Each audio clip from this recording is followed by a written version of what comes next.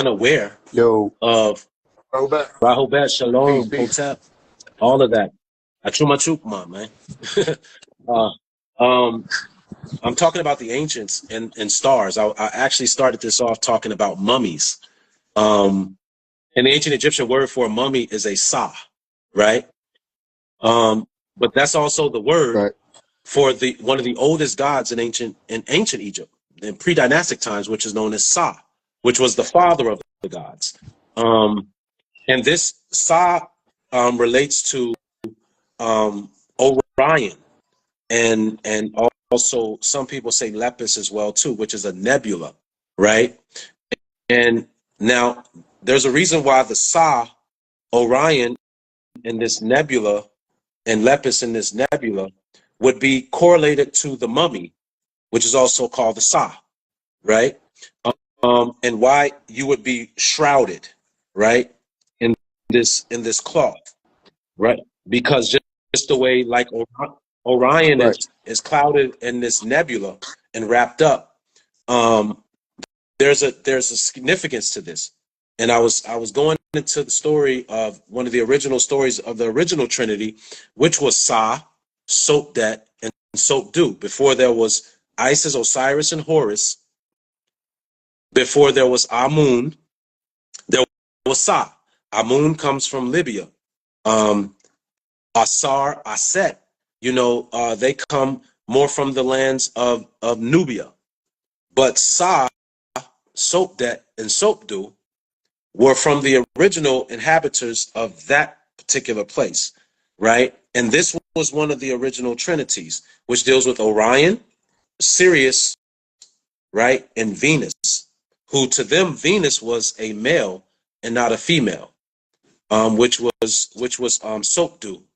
Sopdu was Venus. Sopdet was was um Sirius, right? So I was going to the stories and how that they literally thought that they would become an aku, a light body, or ultimately a star. And one way that we knew that that the pharaoh or also this word Sa dealt with a dignitary, a prominent figure, a nobleman, right? So in the beginning, only noble people would even be able to be mummified. But one way you knew that these people had correctly traversed the stars was when a new star would appear in the sky that they could see, and they would know that this person had become a sa, a had become a star, right? And this was the original celebrity. These noblemen that made it to this space of transmutation, of becoming a star, a literal star. Before, like I said before, people became celebrities. The idea of even wanting to become a celebrity, wanting to become a star, goes back to this ancient mythos that was believed back then, right?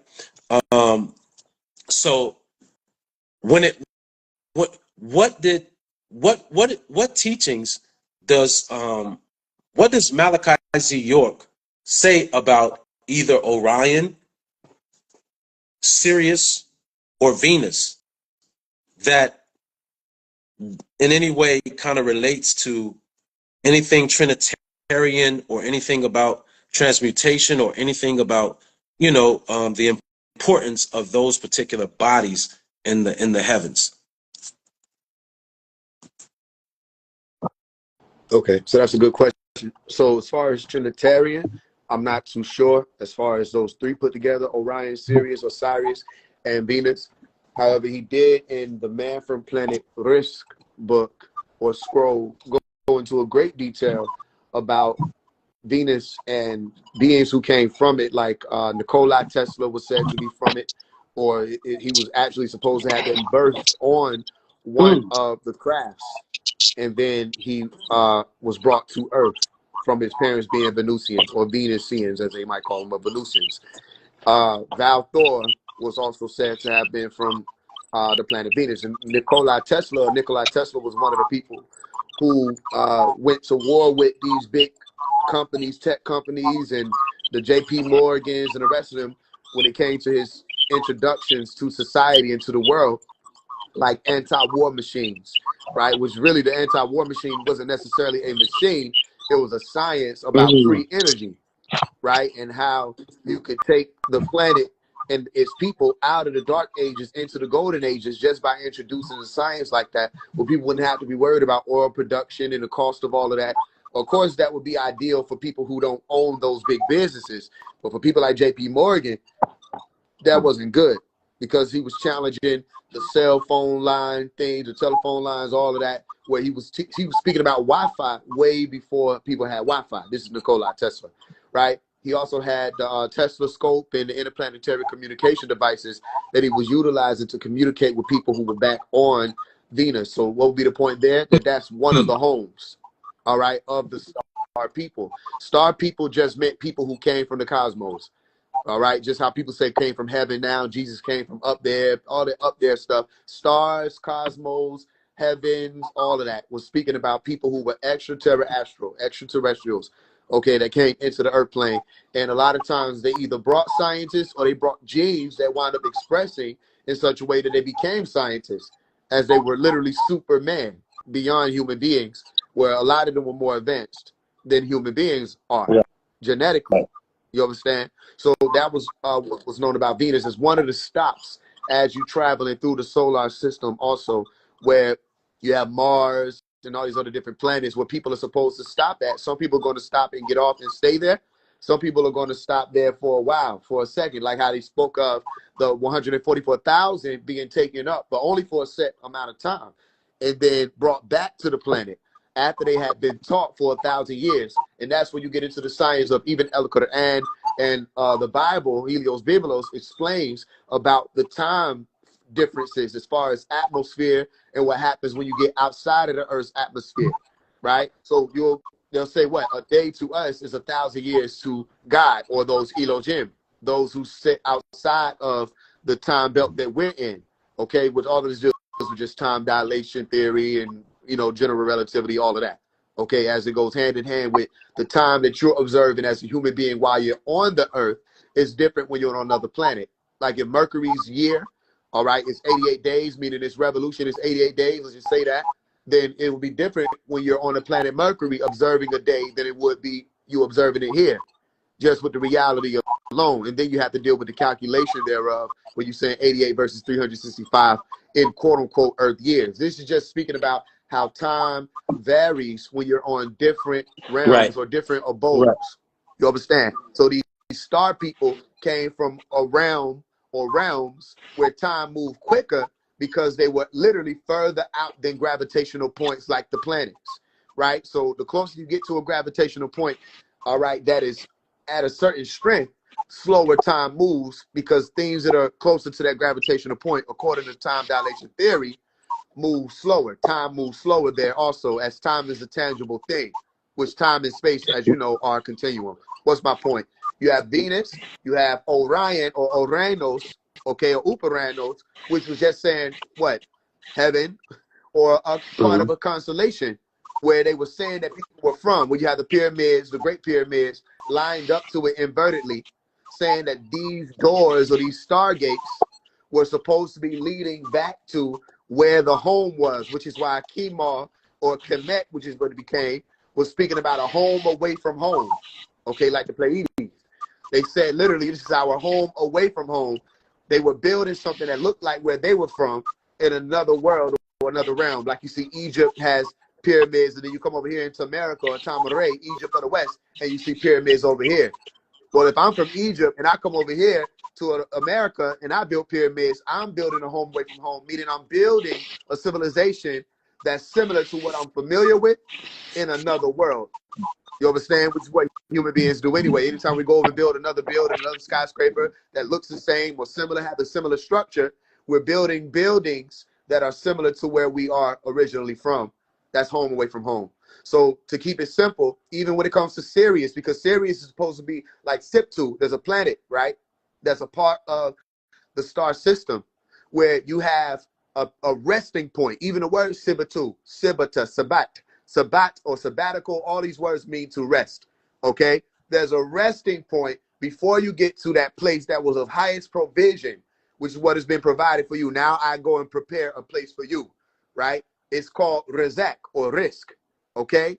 And in El Quran, they speak about rizq also as a provision place. So a lot of people thought it was just a word that was made up. No, neither is Ilion. Ilion. Ilion isn't made up either. It's just saying a place that is the highest point that you will be going to. So if you go to that 19th galaxy Ilion, or you go to that planet Risk, you're speaking about another abode that's off planet. So whether you're speaking of Orion, Sirius, or Sirius, or you're speaking about Venus, you're speaking about three different places or locations where people live and have come from and gone back to. So they made a spectacle of these things, and people thought, oh, these are Sabians. That's what it's literally called. Sabians, okay, those who worship the stars, right? That's what they thought. So they just worshiping the stars. No, the whole key was to get out of star worship. What were prayers for? I broke this down and built it up for people. When you saying a prayer, what you're really doing is you're worshiping, meaning what? You're sending words up to a ship. When there was somebody who prayed, when it came down to Tahudi or Jahudi, right? They prayed up and said, yo, I need help. I'm surrounded by enemies. Okay, it was for something to be done in that moment. They sent words up to a ship. So you watch movies, I landed with this, like E.T., where he talks about being right there in a little boy's forehead. He said, I'll be right there, or I'll be right here. Speaking to him telepathically, certain people were going through their life to be able to develop the telepathic communication necessary, or if they couldn't do it through the biological advancements, what they had to do was do it through technological advancements like Nikola Tesla, where he created that interplanetary communication device to speak to other people that were off planet. If you couldn't do it technologically, you had to do it biologically, where you either had to be able to communicate with those who were off planet, or they had to be able to communicate with you. If people think it's crazy, go look at the technology that these so-called governments are setting up, like SETI. And why you think they call it that? Search for extraterrestrial intelligence. And they're looking for messages because they know messages are being sent out. And the thing is, they're trying to intercept those messages before they get to who it's for, so they will know whether or not there's a pending threat or existential threat coming to the planet Earth or any of their civilizations. So all of this was set up to speak about abodes off planet and people who came from them and right. who So may return now, one day. when we understand how light works, right? Light is traveling at light speed, and we literally have planets, bodies that are out there that are light years away, right? Like, for instance, I was talking about one of the eldest stars, one of the oldest stars in the universe, over 14 billion years old, is a star called the Methuselah star. It is literally 190 light years away, right? Just imagine how long it takes light from the Methuselah star to make it to the planet Earth, right? Think of Saturn. How long does it take light to come from Saturn to us, right? By the time this light hits you, right, it's already an older message. It's already old. Some of these lights are years old by the time it makes it to you. Some of these lights are months old, weeks old, days old. Now, here's the importance of the light body.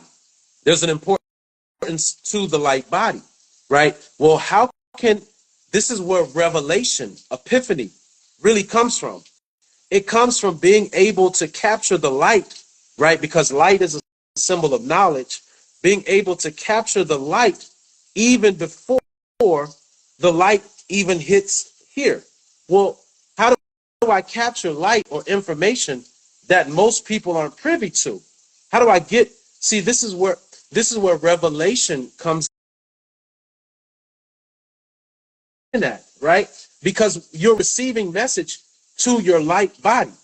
You're not receiving message to your conscious self, to the degree of consciousness that I'm speaking of as the brain functioning, right? You're actually receiving a message to the light body from an outside source, right? That you are already tethered to, right? So this is the difference between a person that is astute, a person that is seped, a person that's sharp, right? That's brilliant. This is why they're considered brilliant. This is why they're bright, right? Because they have access to a knowledge or have obtained a knowledge that you haven't, right? Now, this is why one of the first forms of idolatry was star worship. Star worship was one of the first forms of idolatry, one of the first forms of witchcraft, one of the original forms of witchcraft, because the people that begin to understand the cycles and begin to understand the movement of the heavens, they possessed a knowledge that the average person didn't.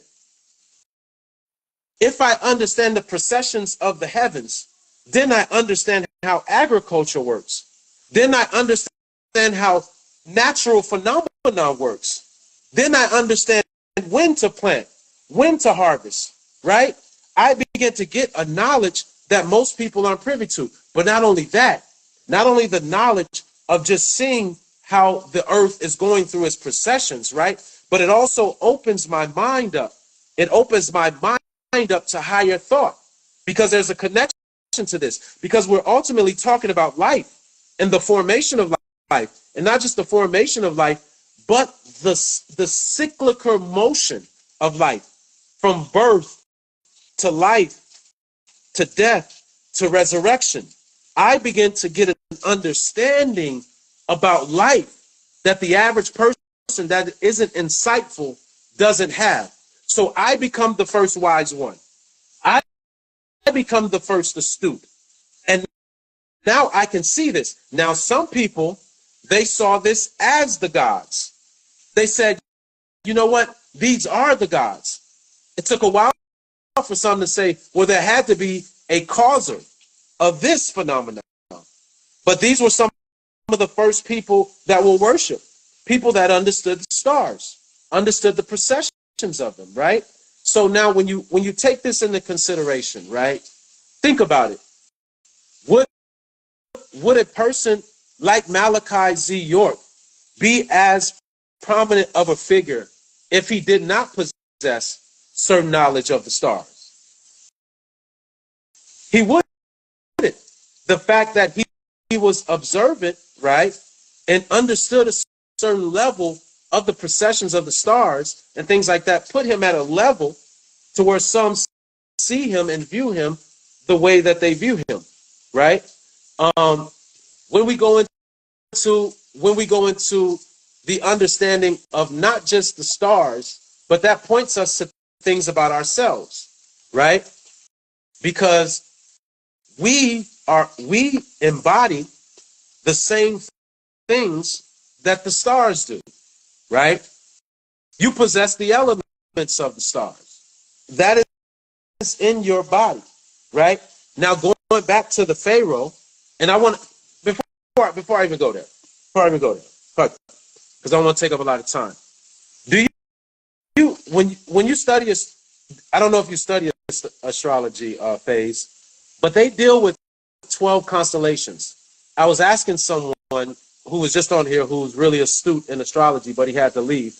Why do they only deal with 12 constellations when the ancients dealt with 48 constellations, and modern scholarship understands that there are 88 constellations that they're working with?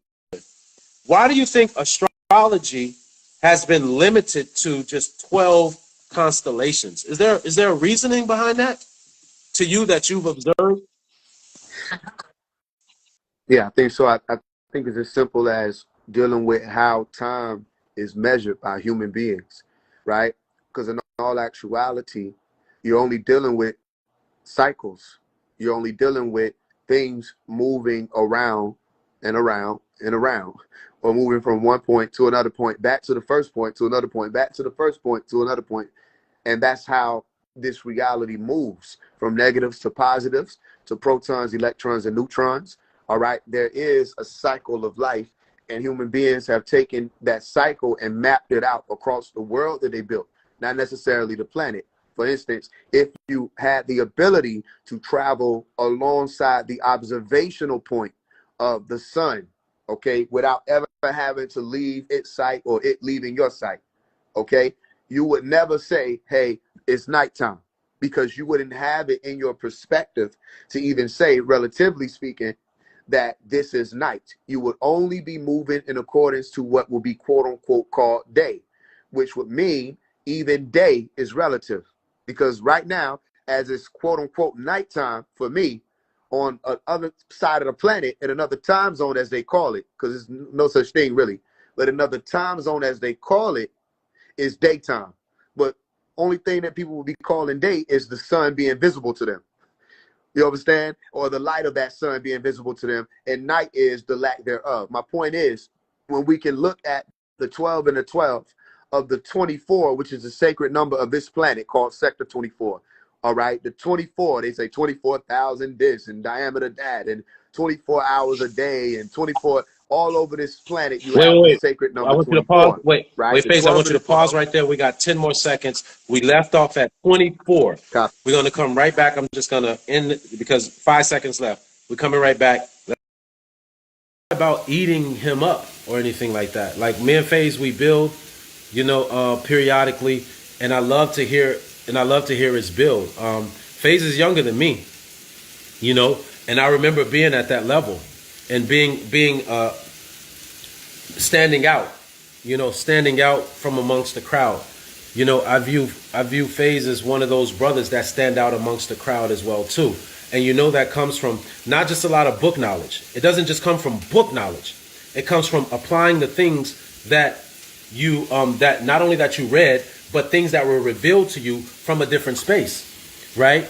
So see, when they're praying, I was in there meditating. You know what I'm saying? I was in there doing the work to bring about the transition, to bring about, so I was going through the alchemy. I was going through the transmutations. You know what I mean? It wasn't just enough to read the book. You know what I'm saying? It took a little bit more. Reading the books wasn't enough for me. And when you hear brothers like Faise, I know what it took to get to that space. I know exactly what it took. It took something. It took a level of sacrifice that many won't ever take. You'll never get to this space of transmuting the mind, not the brain, the mind, transmuting, right, to a different level of consciousness and awareness, to where you can become not just aware of certain things, but sensitive to the moments and sensitive to the movements. And when you become sensitive to the moments and sensitive to the movements, it gives you a different, even a different understanding of time. It gives you a different understanding of time, and events. Faise, you there? Wait, there he is. Let's get him back in here. So shout out to the brother Faise. I respect his. I really respect his journey. Damn, Oh, you hear me? where you at, Faise? I don't see you, bro. That's what I'm saying. Is my shit Okay, glitch. there you go. Okay, yeah, there you go. I might have to come back.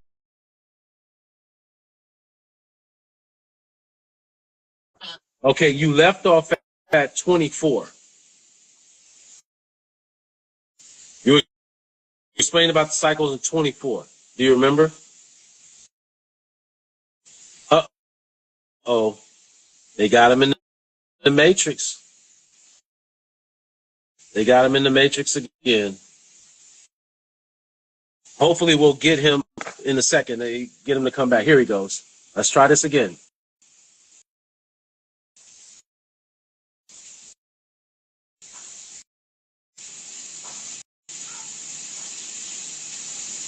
Okay, are you there? Say the camera was turned on. Let me see. Maybe if it's on some stuff right now. He might just be in a place with a bad signal though. Who knows? There he is. Yo, can you hear me? Okay, I can hear you now. Yeah, I don't know what's going on with these people, man. I don't see you on my screen, but I hear you. That's interesting. But can you guys see him? Everyone, people that's listening, can y'all hear? Can y'all see Faise? But you were talking about the 24, right? Yo, Heavy, Can you start the live over? Yeah, Or is yeah. that You want me to somebody? start it over? It keep glitching. Okay, so let me start it over. All right, Okay. let's do that. I'm frying. You know what I'm saying? But not only am I frying fish, we out here frying some of y'all consciousness right now. Simmer saute. We're serving it up to you raw. Hibachi. You know, not hibachi, but charcuterie. You know what I mean? Giving y'all the charcuterie of consciousness right now. You know what I mean? So let's get everybody back.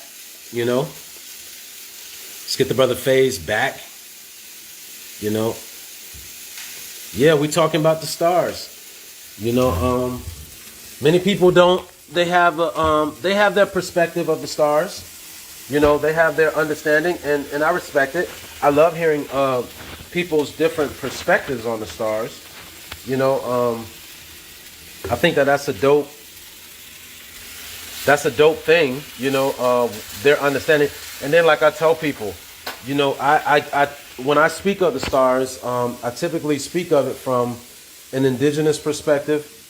I typically speak of it from a place of also ancient Africa, and in particular, ancient Kemet and Mende cosmology, which deals with you know Mandinka, Malinke, Bambata, Dogon, you know, all of these concepts.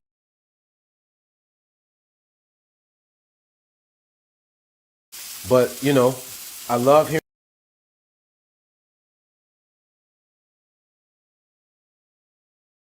Y'all know me. I love people that are astute students. You know what I mean?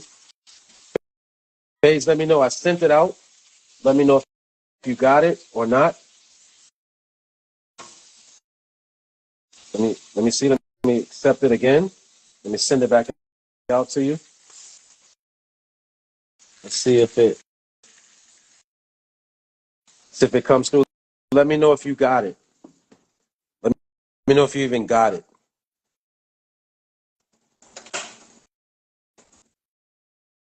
My house is smoky. I'm in here tearing stuff up, man. I'm a. When I cook, I'm messy.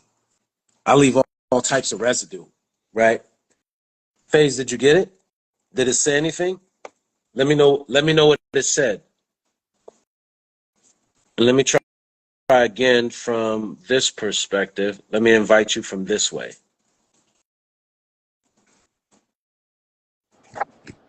There we go. Robert.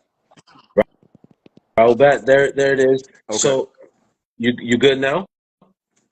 Two, I should be. We should be. Okay. Okay. All right. So once again, you left off at the space where you were talking about the 24. Um, do you remember? Yeah, I do. Okay, you can continue. Okay, yeah, the basis of what I was explaining, because you were asking about why the 12 zodiacs. Now, I wasn't there when they did it. I don't know exactly the reason. From my observation, though, it appears that it's based off of the 12 and the 12. You have the 12, 12, and another 12. The 12 of the day, the 12 of the so-called day, the 12 of the so-called night, and the 12 of the months, right? When it comes to this particular type of system, where they say, oh, you know, you got 12, 12, 12, then you got 12 tribes, then you got, you know, 12 sons, or there's 12 everywhere, 12 disciples. It's easier for them to build a world. The key word is world. Another word they use there, you're probably familiar with, is called olam, all right, where it's an age or a period of time, right? Is very easy. If you look at the word olam, also you get another word called elam, all right, which is dealing with a pole or a tree, okay, of a certain, like a shearer, how they had certain poles set up. And when we were measuring time with the sundials, we did use a sira, all right, or a siramit in Sanskrit, sun or fire, or a sundial. You understand? So when you're saying sundial, is what I'm meaning. A shira, a pole is set up for shadows to cast and for you to tell time, as you call it, right? Where you say, okay, there are 12 hours in this day, there are 12 hours in the night. So my point is, it seems as though these zodiacs were set up to be some type of clock for the observers that are operating in that particular world, which means that all of their systems for profit, all of their businesses and homes of merchandise, all of their national setups and everything will go in alignment with whatever that time would be. Now, we have our own time, literally, as Nuwapians, we have our own time that's measured off of the 19. And let's, for instance, we won't say we have seconds. We'll say we have firsts. Okay, we go based off of firsts. And it's a very key thing that people may not have paid attention to. A minute detail. Look at the word minute. We say minute. A minute detail is why would the first measurement of your time be second? Automatically, you just, in the conscious mind, set the time belt off because people start late. And then you have something called between the tick and the tock, where people say tick, tock, tick, tock. But because of their lack of accounting for that resting point in between, they can shift time whenever they want to and just alter the UTC. You understand? Or what they call the universal time clock. All right? They can just alter that whenever they want to. They're doing it now. They added leap seconds since the year 1972. They've been adding leap seconds, and they've been altering how many hours, how many days are appointed to each year since 1972. And they have to do that because the realm is speeding up. They even tell you the days are being shortened day by day. Every year, you got shorter days in a year, which means that time is moving faster as that rotation is picking up. But if time is set in stone based off of these zodiac, how will you be able to do that? Which is why you might not remember, but you may. Remember when they started to introduce that 13th one? I think it was called Ophiuchus or something like that. Ophiuchus, yeah. You remember that? Mm-hmm. You might be 60 years from now, they might introduce 7 more because they'll have to alter, or they might take some away. It'll be altered.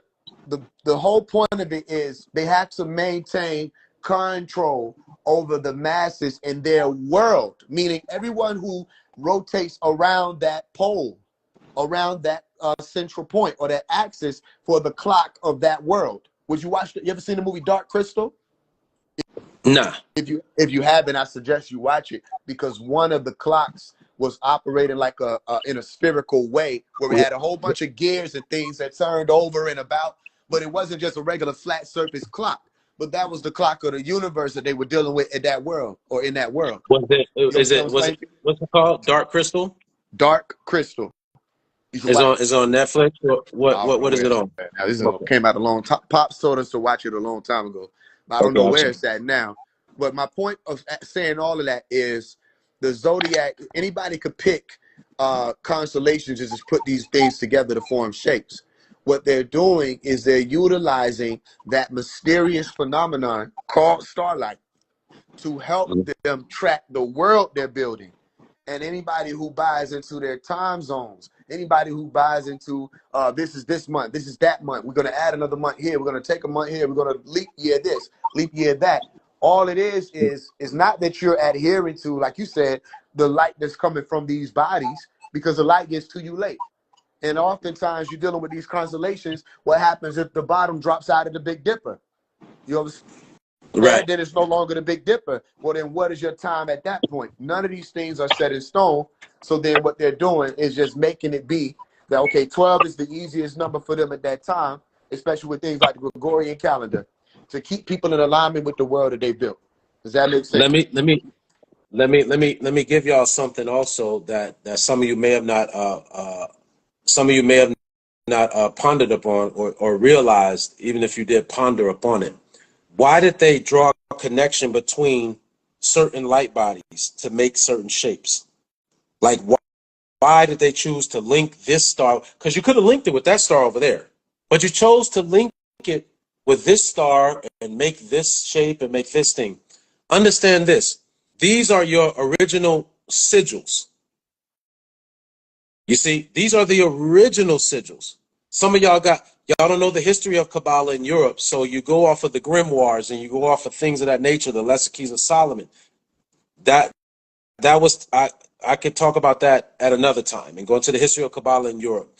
But what you are realizing is the first sigils that we saw and how these energies work together. They saw that these particular stars were forming energetic sigils, and energy was coming from this one to this one to this one, and they were interacting with each other in a particular way.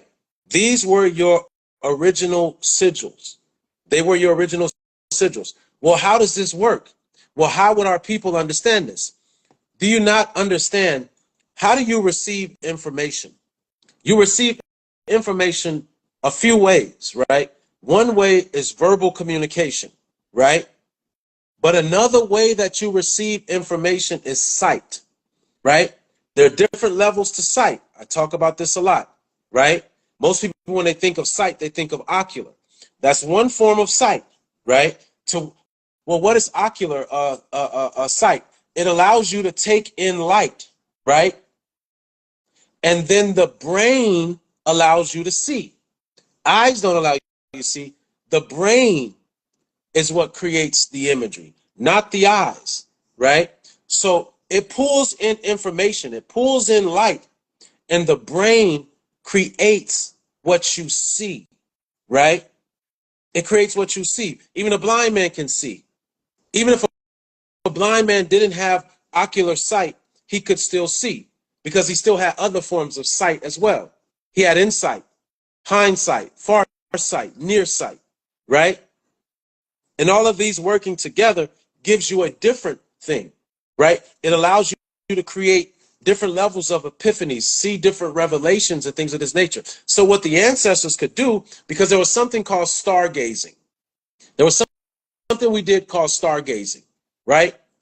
And what was the point of stargazing? It wasn't just to look at the stars and say they're pretty. You see, the sun is a star. Some of you sun gaze, not realize you're stargazing, right? Well, what is the point of that? The point is you're taking in vital information. You're taking in vital information, right? And that information leads to revelation, things that are revealed to you. So the ancients, through the ancient practice of stargazing, they learned of these original sigils. They learned of how this planet is not that far away with our sight, but in actuality, they're distances away. But their magnetic fields, right, at some point coincide with this other, right? And energy is passed amongst these particular bodies. Energy is being passed, just like the same way, Saturn and Jupiter and things affect our magnetic field, right, at certain seasons and times, right, which allows certain energies to come to our planet, right? The same thing is happening in the cosmos. There's interaction between the stars. There's interaction, and the ancestors were able to see these interactions, right, through revelation, right? Can I see you, Faise?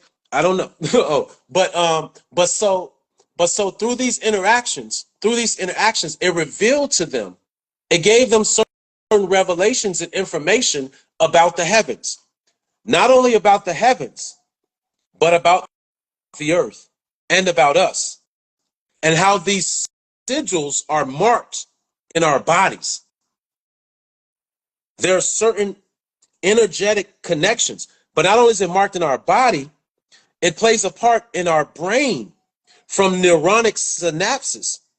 Do you know different thoughts travel different pathways in your brain, creating what you would see of as a sigil?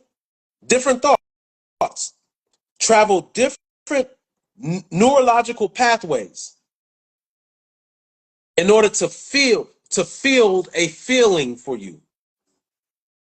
It's literally doing that, and it's creating different sigils in your head. Each thought creates a different neuronic path, and it creates a different sigil in the brain, which allows you to field a certain emotion, right?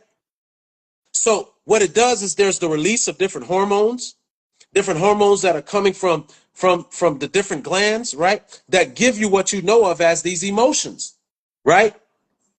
And the ancestors linked the connection. They saw that there's a connection, right? That's why you have certain stars that were deemed to them as dark stars. They're dark stars. To the degree not that they're evil, but dark. They possess a hidden wisdom, right? Just like certain emotions to some of us have a hidden wisdom behind it, right? Some of you, if I ask you to conjure up the feeling of gratitude, you could probably remember what that feels like and allow that feeling to come over your body. What someone said, what ancestors? I don't know if your ancestors did that. I can't once again, I'm the person who does not speak for everybody. I don't know what your culture is. So I can't speak for your culture. This is the way that my ancestors perceived it. Respectfully. I don't know what your ancestors were doing. I only know about what mine were doing and the understanding of what they were attempting to do. You know what I mean? So when we get into this understanding, right? This was something that they mastered. They mastered a level of psychology, studying of the mind, right? Which came through deep introspect and meditation, right? Meditation is a form of measuring. It's a form of measuring. That's what the word medi, right? Right? This is the word. Even medicine is a form of measurement, right? You're measuring out doses. You're measuring medical, right? Medicine, right? All of this, all of this deals with a level of measurement, right? And this is what there were psychological measurements, right? There was studying of the mind that they could measure and equate things to a degree. And this was something that was profound. It was not only profound but prolific to the capacity to where they said, no, this is what it is about. They got to the space of where they knew, like I like to say, the isness of the business when it pertains to life. They got to that space, right? But Faise, when it comes to say crystals and information, what's the connection to you? Because there's a correlation with crystals and stars also, but what's the correlation between crystals and stars and information and et cetera, et cetera? Well, a lot of it has to do, it's a good question. A lot of it has to do with imprint. The key word is imprint. So if I hand you a glass cup, and I say, this is for the purpose of good luck, right? You might Right. walk around with a glass cup in your hand. People think you just waiting on something to drink. No, you walking around because you've been told and it left an imprint that this is going to bring you good luck. Well, in all intentions, start moving in that direction. Okay, that's where a lot of egregores are spawned. That's where a lot of people's whole lives are switched and turned and flipped around based off of one idea or a suggestion, and it leaves an imprint. Like, for instance, how valuable would you say gold is?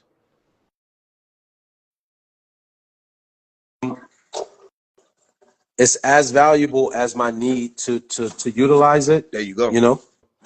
There you go. So watch this. People walk around with it on their neck. Why?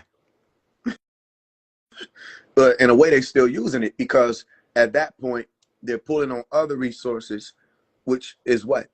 What are those other resources? The people who observe the gold, all right, and pave a way for them. You walk in, somebody walks in with a big, expensive jewelry on, diamonds or gold, or whatever it is. People start handling them differently, treating them differently. Okay, these things start operating as what's referred to as status what? Symbols. Okay, and those symbols leave an imprint in the mind of a person. Okay, like even if you take the jewelry off, people just looking at a shirt, you walk in the room with a jewelry on, they'll treat you differently than you when you walk in without the jewelry. And oftentimes it's the person who doesn't even have the jewelry on who is in the highest position to offer wisdom and experience and value as far as the provision of value. But do people care about that? No. They only care about what is left as an imprint, which is why if somebody says, yo, I rebuke you in the name of, you don't got to finish the sentence because that's already imprinted in people's mind. All right. Words that were put together by somebody. And then all of a sudden, people will finish it for them when that sentence comes up because it's an imprint in the mind. Same thing with crystals. These are crystals. They have properties that can be used for certain things, literally. But ask people how many times they use quartz to build a phone. No, that's not what people are using quartz for. People are using quartz to protect themselves from demons and don't even know what demons are. Now, is it their fault? No. The imprint was left by somebody that said, hey, wear this stone and demons won't fuck with you. They put on a stone and these people dying in car crashes and everything. Never thought to wear stones or crystals that could protect them from that. No. You understand? The key thing is like this. You have people who knew that if I take this, okay, for instance, if I use a crystal, I can use a crystal to make certain things work. We got crystals in our phones, all right? Whoever or whatever formed the diagram or the livogram, which became the living thing of the human body, thought, oh, I think it'd be interesting if we put crystals in the brain. It'll help with conductivity or productivity. You understand? Or both, if you depend on how you look at it. Whatever these crystals will be used for, we can form technology with them, and they do it all the time, including melatonin. Even with melanin, don't even have to be crystal. People put melanin in technology all of the time. So let's say if I'm walking around with my house and you see me with batteries on my neck, would you think I'm spiritual, or would you think something might be a little off with me? And you say, why you got all these batteries? Well, Yeah, they think helps. they think you one of them tinfoil niggas. Right. Well, but why would I be walking around with tinfoil? Let's deal with the battery. If I'm walking around with batteries, somebody has to say, yo, they got on the Ankh or these crystals or malachite or amethyst and all these other things on them. And they say, yo, why you walking around with batteries on? Nigga, you look crazy. I said, oh, no, I'm just dealing with duality. This is my duality protection. This is the surge that operates my auric field the same way. People can say that all day, every day. When you start learning the science of a thing, you start realizing that often it goes into one key thing, the transfer of energy. Okay? That's what allows us to use this phone. And if my phone were not on a charger, eventually it'll do what's called die out. And I would need to send another electric surge through it. All right? Energetic transfer. A couple of different types of energetic transfer happen even then when you got heat transfer, all the different type of transfers. But that's what causes this machine to function. And then I can use it. Same with the Ankh. Same with the gun. Okay, there's always some type of energetic transfer. You have potential energy, kinetic energy, and all the different ways you can use it to start things in motion and get things done. Okay, now if somebody is using a crystal, they just walking around with it, that's fine. They might have power in the imprint alone of the thought of being able to use it for protection, and then their psychic self-defense is set up anyway. That's not a bad thing. I hope people don't think I'm trying to disrespect people who believe in crystals. What I'm saying is it still could work. The same way you have the placebo effect. All right, even when you say placebo, at the root word of it, you just got place, imprint, a marking, where it holds a place in your mind that when I use this, it's going to help in some type of way. Some people walking around with a gun, okay? That doesn't mean that it's going to stop them from losing their life, all right? But it can help. So my answer to you when it comes to the crystals and information is the keyword imprint. I can put any piece of information on a crystal. Look at the word we're using, crystal. We could have called it anything else. We could have called it Bombi clot, and nobody would have cried.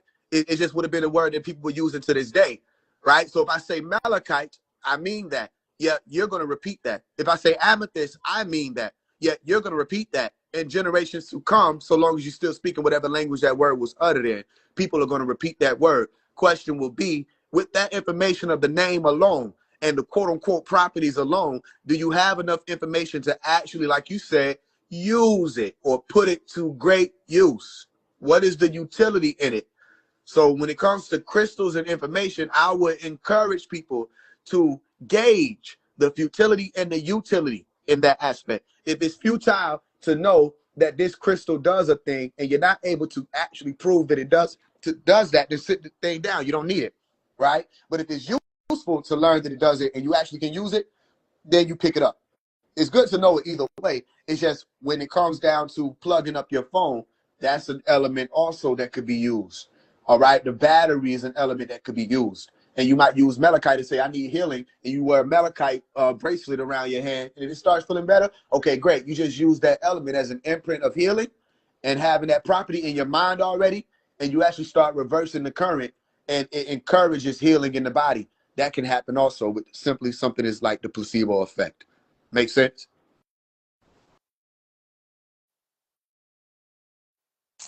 No, it makes perfect sense. Makes perfect sense. Um, Get the door for me, Ru. So you have the understanding of crystal. You know, when people talk about ancient societies, right? They oftentimes talk about how the ancients knew about the crystals so much more than we did and did these supernatural things with the crystals that we could never imagine and things of that nature. Do you believe that that is true? That we could never have imagined these things without them?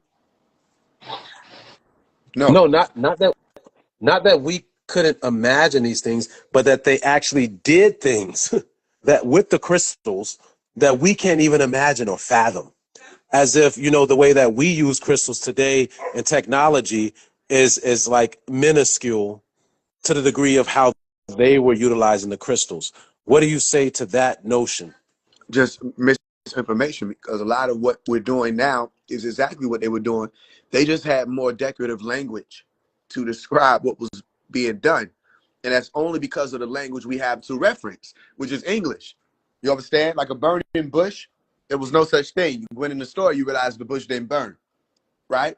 Whatever the vehicle or craft was that came down, it glowed, but all they knew was fire.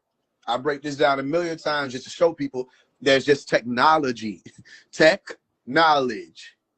You see, literally, this is your technical knowledge. Tech is a skill, all right? Then you have the ology, technology, the study of your skill. So if you're thinking you can't fathom it, well, then have you visited the scientific research facilities in your communities? Have you gone down to check out any of the advanced buildings where they're showing you the technology that may be coming in the future? Where you can start realizing about the quantum technology that's coming now, the next technological industrial revolution of quantum tech. You can look there and see, wait a minute, all of the theories, as they call it, were there. It was just an engineering thing, meaning what? They had all of the science to know about a thing, science. Now, whether or not they had the skill to produce the effect or to produce what will cause the effect, that's a whole nother conversation. You understand? So I don't think that it's things that were done that we couldn't fathom doing. No. The more you learn science, the more you realize that's all we've ever been saying. Even when it comes to the pyramids, people look at that magically. But then you really study what would even cause psi-org energy to emit, it just goes to the stars. And if that's so hard for people to fathom, is the sun not a star? Yes. Do you have something called solar panels? Yes, you do. Are you able to use solar panels to power your house or power a whole facility or a whole civilization? The answer is yes. Okay, there you go. Psi-org energy. The sun is a star, and so is those stars that they said they would utilize your energy from. It just depends on whatever type of mode they were able to activate at that point, or whatever type of method they were able to utilize that could draw from that energy. Is it really that magical? If I write a story and I say, and then he pointed the stick and fire blazed from it, okay, and the man was no more. That's it. Wow, that's amazing. And then we just say today, he shot him. You know what I'm saying? He shot him. Niggas already know that. So it's more decorative. The language, I can understand why people are confused about that. But even the unk that y'all are wearing, you know that's you're walking around with technology on. And it's this technology isn't being used. It's now being used as a symbol. You understand? Same Right. way, ask the Christians, why do they walk around with the symbol of the murder weapon on their chest?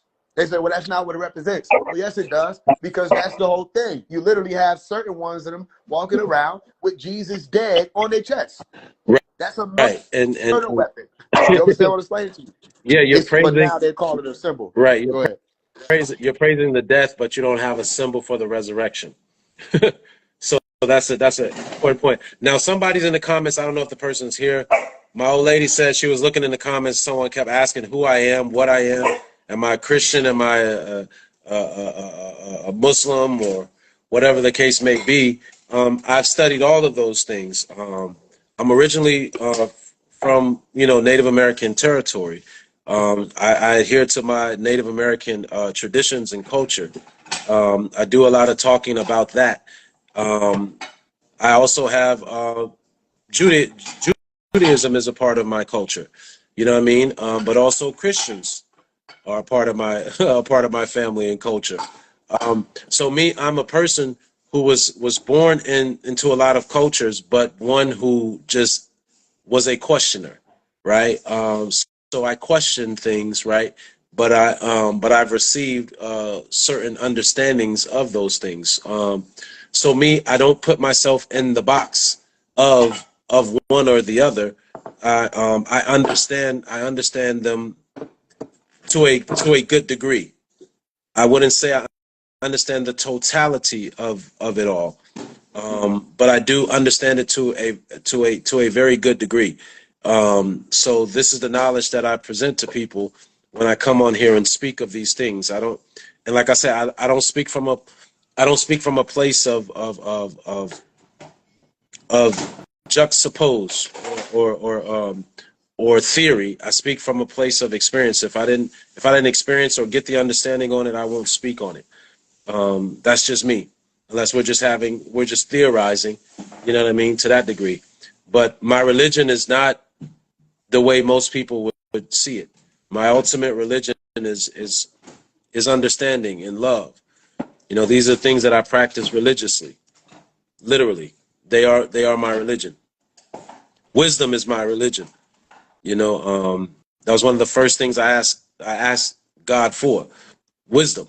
You know, so it is my religion. I practice it every day. I revere it. You know what I mean? There are certain rituals that I do to give praise to wisdom. You know, and also admonish it. You know, so typically people want to know which religion you are in so they can understand your ideologies. You know, but if you want to understand me, you would have to get to know me. Studying the Quran wouldn't get you to know me, or studying the Bible, you wouldn't get to know me. You know, and my adherence to these particular things. Just like the same way, I don't think Faise is limited to the material of Malachi Z. York. You know, if I wanted to know Faise, I would have to get to know him and actually communicate with him to develop a relationship with him. So shout out to the brother. I hope that answers your question. Forgive me. My old lady told me you was up there writing it a lot of times, and I didn't get to answer that question. So I hope that that answers the question for you. Faise, are you a religious?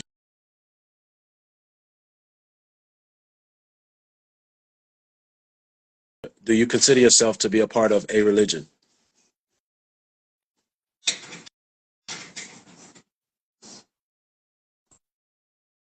Uh-oh. Can you guys see Faise? I'm right Is here. he Can y'all hear me? still there? Okay, there you are. Are you a part of any, do you consider yourself religious or a part of any religion? Can you hear me? Yeah, I can hear you now.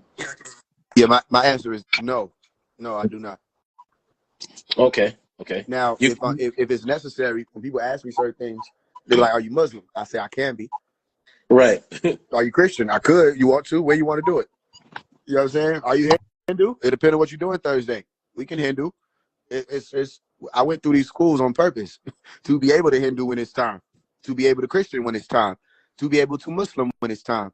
And if they ever have an issue with that, they didn't read their books because their teachers had to be able to do that. They had to be able to go and speak to different multitudes and learn their language or their culture and understand about it.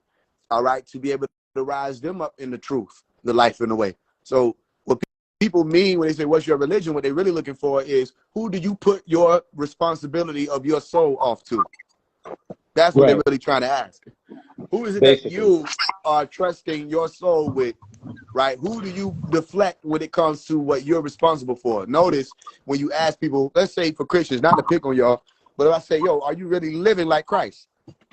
Are you really living like the one who was called Jesus, or one of the ones who are called Jesus in the Holy Bible? Are you really living like how he lived?"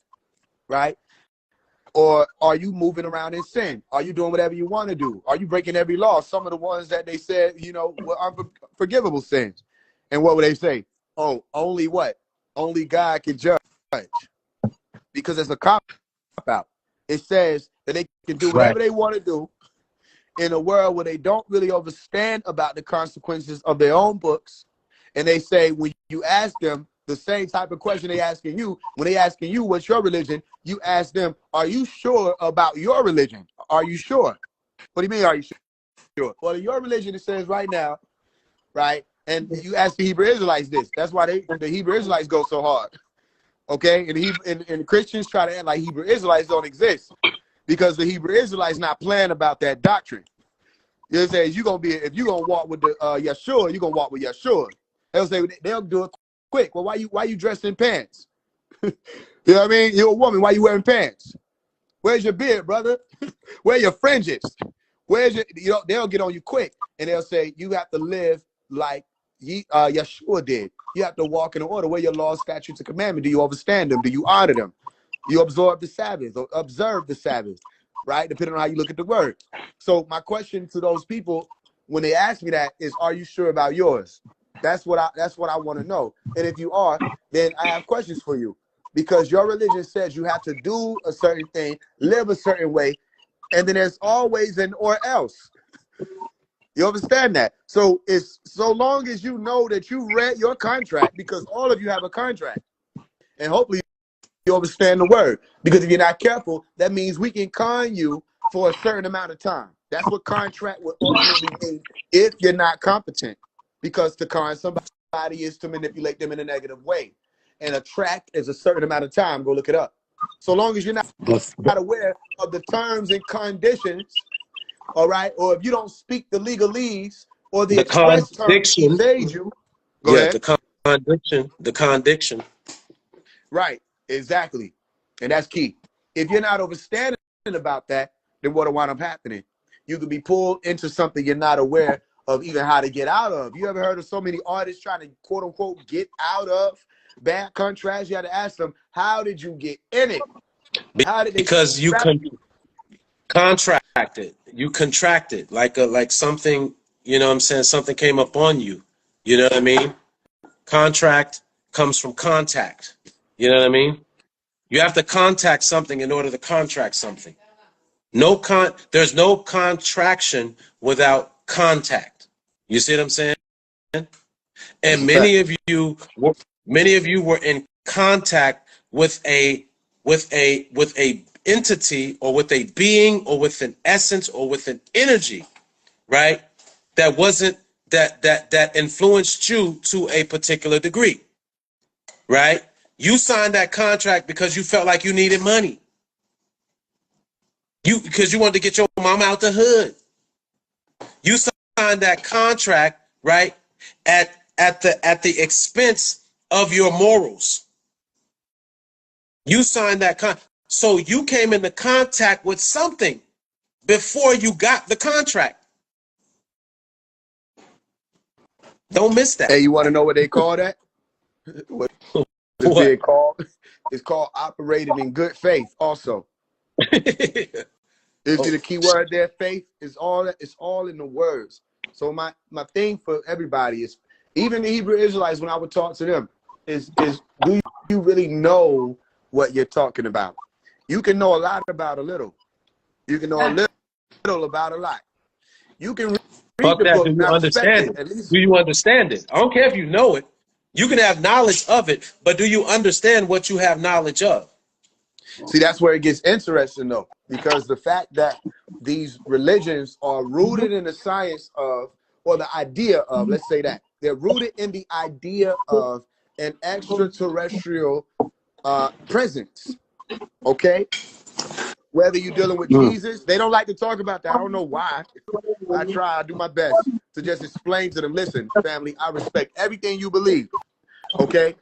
You can wear what you want to wear, live what you want to do, however you saying it is. It could be in your book this way, da-da-da-da-woo. What do you actually know about this extraterrestrial called Jesus that you speak of? Do you know that he's there? Do you know that she's there? Do you know that they're there? Meaning, do you know? All of that, I feel it in my spirit. I can feel the goodness in my spirit if I walk in a club and they playing a nice song. Spirit can be affected just by somebody pressing play on a record, and now you're in a good spirit. I feel the spirit. Okay, go to church, catch the spirit, and tell them don't play the piano. Don't play the drum. Don't play the piano. Matter of fact, Pastor, can you be quiet? I'm trying to hear God, not you. Try that on for size and see don't they put you out of the church, because you're affecting the business at that point where the emotions are evoked. which people mistake for the Holy Spirit. And then people get up, they start looking, they dancing around. The Spirit is moving through the church. You mean the music that's playing? Tell them to do that without the music. See who gets up and jumping around and falling out and slapping each other without the music. And then you start realizing what's been going on. People have been going to get this feel-good experience. And it's actually a mockery of what you're really dealing with. Because if you realize what your books are talking about, it don't have nothing to do with people jumping up and dancing around and screaming and slapping people in the church. It has nothing to do with that. It has everything to do with fuck around and find out. That's what the book basically said. I read it. It was like fuck around and find out. It's one line in the whole book. It said fuck around and find out. Y'all didn't read it. Because every time y'all did what you're doing now, they destroyed your world.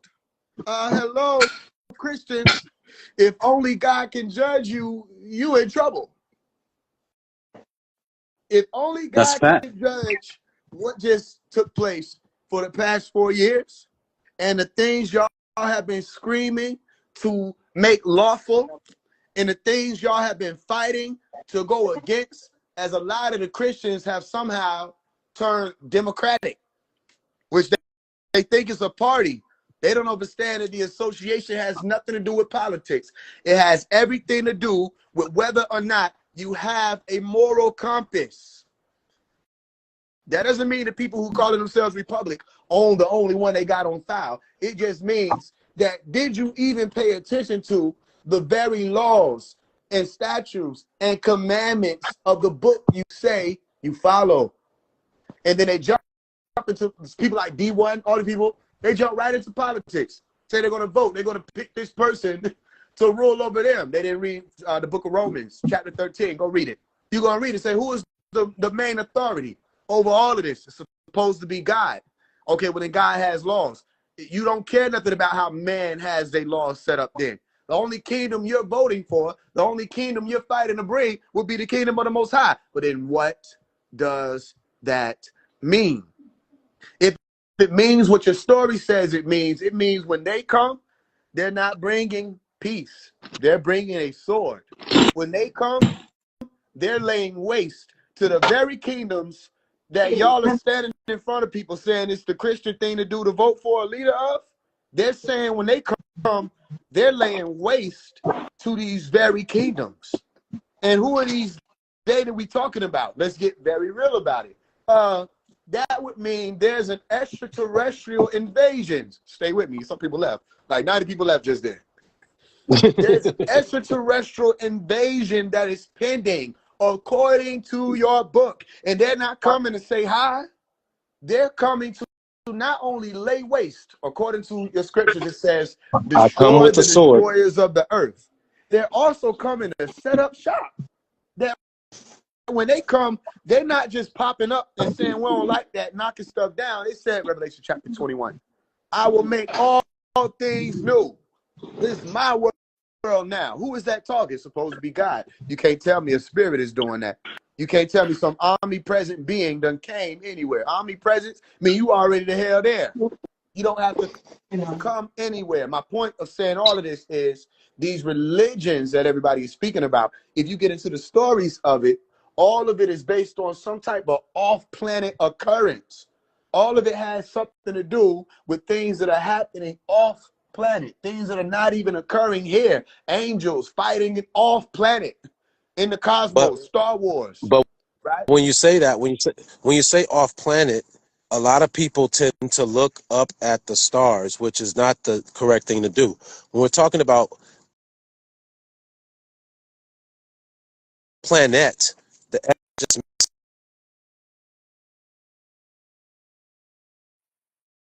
planes of existence. So these other planets or these other planes are working in conjunction with this one, just veiled. And many of y'all just don't see it, right?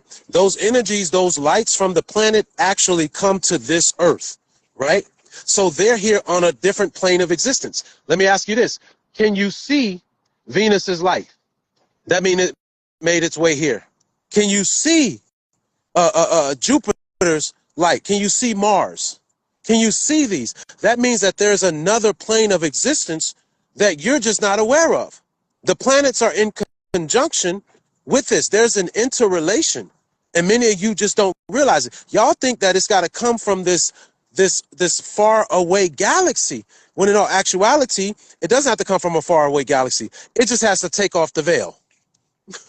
Exactly. The veil just has to be Check the this veil out. just No, has to be removed. you on point. Now watch So this. This is why I tell them, because I'm watching the comments also. Just pay attention to y'all stories. It's not me that has the delusion. It's not me preaching confusion.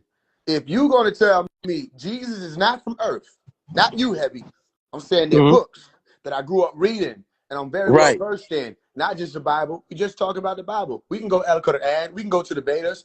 We can get interesting. We're just dealing with one book, and it's already confusion enough that people cannot see one being that's being said to be from another world, another place, another home. Our Father which art in heaven. Now I return unto my Father. Where did he go? To the grocery store? He went to And heaven, which would have meant to where? thy hands I commend my spirit. Which meant he went where? To the cosmos, outside of the planet. You ask people, is Jesus an extraterrestrial? It's just that simple. And watch them glitch and tell me that's not a spell. Tell me that they have not been placed under a ghost spell. Not even having read their own scriptures that said anybody that doesn't confess that whoever that man is came in the flesh would be labeled as an antichrist. Ask them, do they understand that? Why would you be labeled an antichrist just because you don't know, understand, or confess about Jesus coming in the flesh? You want to know why? Because you wouldn't know Jesus if he walked past you, because you're waiting on a spirit. And if I ask you to describe what a spirit is, you don't know. If I ask you to describe the image of a spirit, you can't do that. I said, well, then that's fine. You just saved yourself a whole lot of confusion, because Genesis chapter 1, verse 26 speaks about making man in their image. And you cannot make an image out of a spirit. You would still be a spirit if you were made in the image and after the likeness of the Most High, and you would still have to say, what is that spirit? So point being, if this man left and went to heaven, wherever that is, which is another world or another planet, or maybe on a craft that's sitting outside of your planet, wherever he went, he's not down here. And when he says, our Father which art in Orion or Oranos or Shamarim, depending on which words you want to use to put there for heaven or cosmos, our Father which art there, and he returns to his Father, he's going back. I am not of this world. You are from beneath. I am from above. He says over and over and over again, I'm an extraterrestrial. And ask them, is Jesus an extraterrestrial? And they're going to actually confine him to being a spirit. They're not going to realize that every time they say, no, Jesus is a spirit, that's the Holy Ghost, that the more they say that, it gets more confusing. Go ahead. That philosophy that you're referring to is something called Docetism. This was expressed in the early council of Nicaea. You had different forms of Christology that came to be believed by different sects of Presbyterian early Christians, along with Arianism and a few others. But Docetism is what you're describing, that people that just want to limit Christ to a spirit, that he really wasn't here, that he really didn't exist. It was a phantom, or Christ just means a consciousness, that there wasn't a literal person. Y'all can't have it both ways. If Christ is Nope. just the consciousness, okay, then we could talk about it from that angle. But if you believe in the literal story that is being taught to you in that book, then Christ was literally a man also. He walked the earth, right? Not only did he walk the earth, he said to come back, being heralded by the archangel, right? He's going to part the sky, right? So that means he's coming from above. That means he's coming from above. He's coming from somewhere. He said, where I go to prepare a place for you. You see what I'm saying? In my Father's house, there are many mansions. He talks about this place. He talks about this space, right? So you can't get past that subject. What does Christ consciousness say about that? If he's just Christ consciousness, what is that talking about? I'm It's going a to cop prepare. out. I'm going to prepare this place for you. And I'm coming back for you. You guys can't have it both ways. You can't be talking about you're a Christian or you believe in the Bible, but you want to talk about Christ consciousness because you want to mix chakra teachings up with the Bible in a particular way. Pick one. Pick a side. You lukewarm, he's spitting you out. Which one is it? Who is the That means Christ? they got, you understand, that means they got lazy. Yeah, It's hard, ain't it? You want to know what happened? Y'all tried to play woke. You didn't understand what it was. So then that's a fact. you got dropped off at number 7. You couldn't reach 9. That's why everybody went Hindu. That's number 7. That's the 7th level or the 7th degree. Hinduism. Just go to Shiva. Shiva means what? 7. Understand? All of the religions. 7. 7 day. On the 7th day, he rested or Sabbath. On the 7th day, there was Sabbath. Or then you find that what? Saba or Sabu brings you 7 also. Okay? So you keep looking for 7, 7, 7, 7, and you find Shiva, Siva, Shiva, okay? And you realize that it had nothing to do with anything but Hinduism. The 7 chakras, all right? The build-up of transcendental meditation to get closer to the inner self of the soul. And then y'all came, oh, we're reaching Christ consciousness. But you just siphoned it from the Bible and didn't understand what you were talking about. That's why I said, find me that they said he died at 33 in the biblical scripture. Find it. Yeah, find that. Find that. Because I know where y'all getting that shit from, but do y'all know where it comes from? Yeah, show me. Give me the verse. Give me the chapter, the verse. Where it say Jesus died at 30. I mean, at 33, he started his ministry at 30. We've all heard the story. No, it never said 33. It did speak on that ministry, but never said 33. Another thing, they say, oh, he died at 33. And that's the end of the story. First of all, it never said he died at 33. And also, if you're really well-versed, and I don't know why people choose Christ consciousness and pick one of the books that talks about him. You know, there's a whole other book called El Quran that speaks about that being, okay, and explains further that he actually was not crucified. And that there are other gospels, like the Gospel of Barnabas, that speaks about the fact that he was not crucified, that it wouldn't even have made sense, for one. And for two, you're not going to kill God for even a second. Whoever that being would have been, it would not have been allowed. You understand what I'm explaining to you? But then people will want to hold on to what I talked about, that imprint, the idea of somebody sacrificing themselves so that nothing happens to you. The idea of he died for our sins. Why? Why? If he died for your sins, then why is there sin? Now, you heard that question. It's not saying why does it exist. It's saying why do Christians still sin then? If somebody already died for your sins, wasn't that enough? Or are you looking for somebody else to die for the ones you're committing now? And they forget that there were people around in that day and time saying, yo, put it on the blood of our children. And these children, if these stories are real, these children live here today. Y'all are the children, a lot of you, who were out there. Your ancestors were out there saying, crucify the man. Y'all are the ones who claim in Christianity now, but it seems that y'all love the story that somebody died for you. Yeah, you don't love the story that it's possible he could have evaded death by the hands of the devil and lived on. And when he met with them brothers in the upper room, he actually had not died, and that he left the planet alive, living and well, and got up out of here and away from these devils. That makes less sense to you than the devil proved to be more powerful than the Most High. All right. It also makes more sense to you that when Jesus went and prayed the Father, which is what they say, he prayed the Father gonna listen to him. He went and prayed the Father and said, yo, check this out. They tripping. I'm not rocking with this whole crucifixion thing. And only if it's in your will, let this pass me by. Let this cup pass me by. Only if it's in your will, though. Meaning they just made an agreement. He made an agreement with Abba, his father. He made an agreement with him and said, if it's in your will, let this pass over. Then answer this question for me.